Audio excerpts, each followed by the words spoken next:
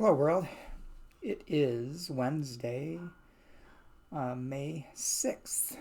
And this morning it's a beautiful sunny day, but it's a bit on the chilly side. I think it was about 38 this morning when I got up and went for a run. But the sun is gloriously warm. And it is May, so warmer weather is coming eventually. The devotional for today is entitled Earth's Joy, and it's written by Rachel Hackenberg. And it's based on Psalm 100, verses 1 through 2 and verse 4, New Revised Standard Version. Make a joyful noise to the Lord, all the earth. Worship the Lord with gladness.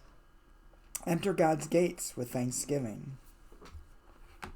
And Rachel writes, I was tired before the pandemic overtook our days, our news, our livelihoods. Far from dancing my way into God's presence, I was crawling to the gates with my body tired and my tongue dry. Maybe you were too. Maybe you are now.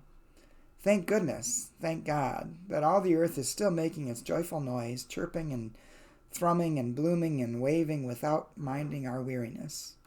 Across the street from my home, the neighbor's yard is resplendent with the gladness of dandelions, perhaps the most stubborn flower I know in its determination to be friendly.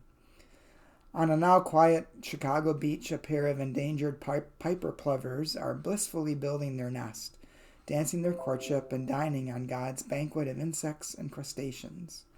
And through the streets of Sanson, Turkey, a large flock of sheep recently wandered and grazed, not minding the rightness or wrongness of their path, only noisily joyful for bites of grass along the way.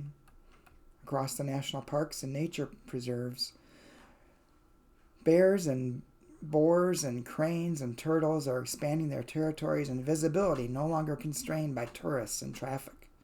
In the relative quiet of the quarantine, scientists report that the Earth's natural noise is remarkably quieter and more measurable. The crust quakes less. The ocean's waves resonate further. The volcanoes' rumbles are more evident.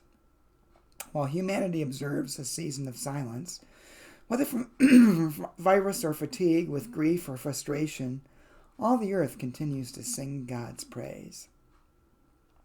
And Rachel's prayer. Teach my heart to retune its song to joy, O Creator. And when my song is quiet and my tongue is heavy, tune my heart to hear your praise sung by all the earth. Amen. This kind of reminded me of 2001, right after 9/11, and being outside and how quiet it was. Where our house was located was over one of the approach paths for the Detroit Metro Airport, even though we were quite a ways away from the airport. It was one of the circling paths that the jets took, and there really wasn't any jet traffic for a couple of weeks after that. And it was remarkably quiet. So it was amazing when human activity ceases and what you hear and see and notice in nature as well. When I go out for runs in the morning, there's far less car traffic that I have to wait for. Less car noises, which makes the singing of the birds and the chittering of the chipmunks and the squirrels ever more evident. But it's always there, even when the human noise is echoing through the world. It just takes you to stop for a moment and pay attention and listen and notice. Try it sometime. Have a good day. Talk to you soon.